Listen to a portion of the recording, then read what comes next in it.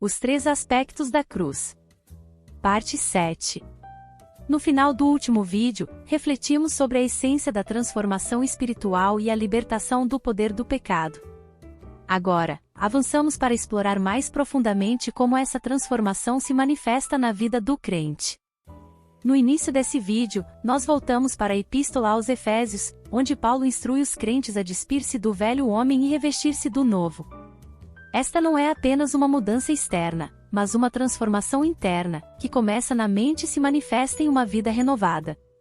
Vamos explorar como essa renovação espiritual é essencial para viver uma vida de verdadeira justiça e santidade, seguindo o exemplo de Cristo.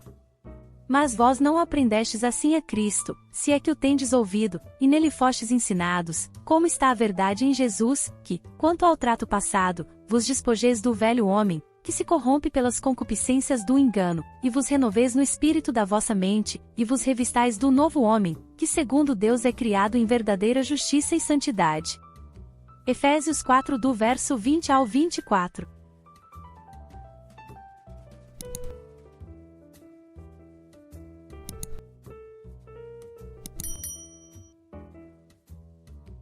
Importante observar que entre o despojar do velho homem e o revestir do novo existe um vos renoveis no espírito da vossa mente. Mas não se trata de conhecimento teórico, cognitivo, pois o texto inicia com, mas vós não aprendestes assim a Cristo. Isto é maravilhoso, pois indica que não é uma questão de conhecimento, mas de vida.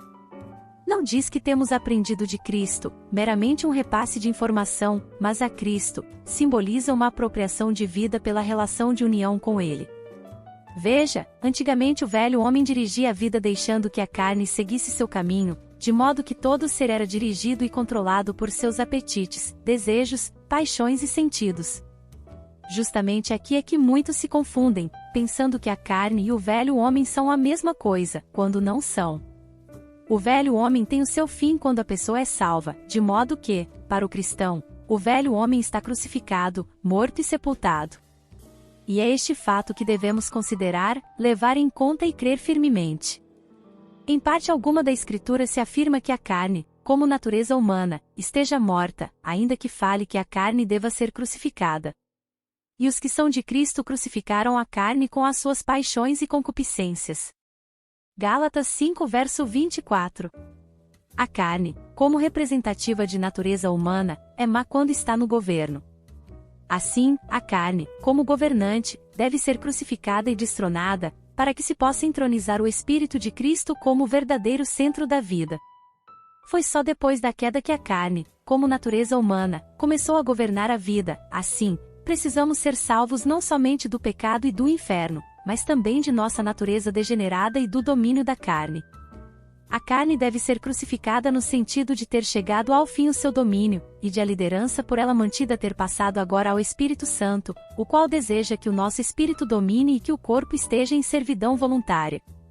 Cristo veio a este mundo não só para perdoar os pecados e dar vida eterna, mas também para conceder liberdade aos escravizados à sua vontade própria, e para libertar os oprimidos do diabo.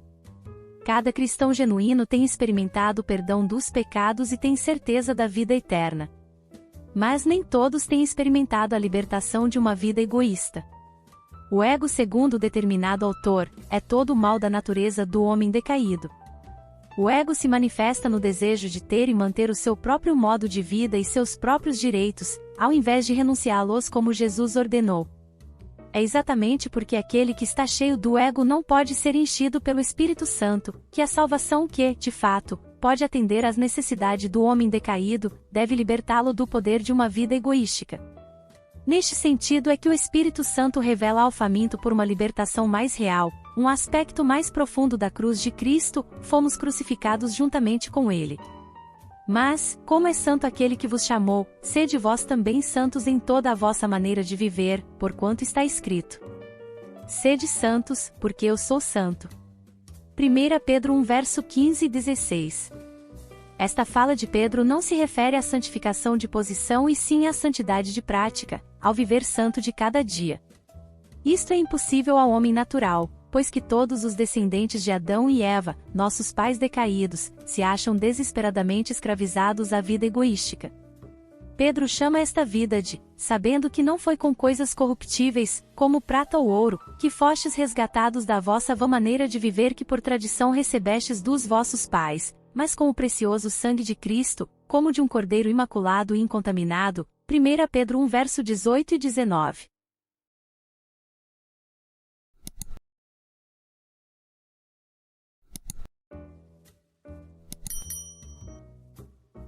E a resposta de Deus a esta nossa extrema necessidade é: Cristo nos redimiu do egoísmo legado por nossos pais.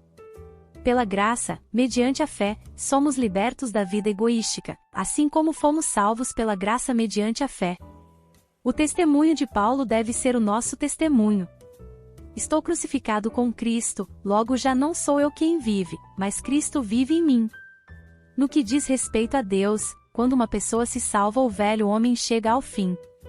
A alma que realmente tem fome e sede de justiça e busca uma saída para seu conflito interior, Deus revela que Cristo morreu como seu representante. Um morreu por todos, logo todos morreram. 2 Coríntios 5 verso 14. Assim, como somente são salvos aqueles que definitivamente aceitam a Jesus como seu Salvador, só aqueles que reconhecem a morte de Cristo como sendo a sua própria morte, experimentam verdadeiramente a crucificação do velho homem. Alguns acham que o considerar-se morto para o pecado é morrer diariamente, mas o contexto não oferece base para tal ideia. O considerar-se morto para o pecado é uma experiência bem definida e final. A palavra de Deus diz que Cristo de uma vez para sempre morreu para o pecado. Portanto, devemos considerar que estamos definitivamente mortos para o pecado. Romanos 6 verso 10 e 11. Em Gálatas 5 do verso 19 ao 21, Paulo cataloga as obras, pecado, que são o resultado de uma vida controlada pela carne. Porque as obras da carne são manifestas, as quais são: adultério, fornicação, impureza, lascívia, idolatria, feitiçaria, inimizades, porfias, emulações, iras, pelejas, dissensões, heresias, invejas, homicídios, bebedices, glutonarias, e coisas semelhantes a estas, acerca das quais vos declaro, como já antes vos disse, que os que cometem tais coisas não herdarão o reino de Deus. Gálatas 5 do verso 19 ao 21. Esta lista poderia ser subdividida em partes. A primeira tem a ver com os pecados oriundos da impureza, prostituição, impureza, lascívia, que tem a ver com o fato de não ter o foco em Cristo. Logo após, na sequência, temos a idolatria. Todo egoísmo, que é amor próprio, na verdade é culto de si mesmo, e isto é idolatria na sua forma mais grosseira. Então nos é apresentado o próximo conjunto de pecados: feitiçarias, inimizades, porfias, ciúmes e iras.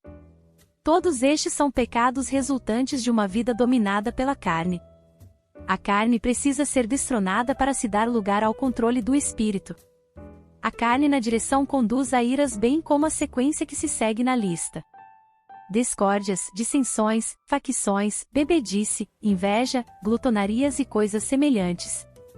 Talvez ainda pudéssemos adicionar a esta lista, como expressão de vida dominada pela carne: afetação, impaciência, ansiedade, ociosidade, tagarelice, ressentimentos, leviandade, autopiedade, amor próprio, megalomania, crítica ferina, orgulho e desonestidade. E tudo isto vindo de uma única raiz: o ego. O ego como o centro da vida, como o governante das ações. Obrigada por assistir até aqui, não percam os próximos vídeos. Graça e paz, irmãs e irmãos.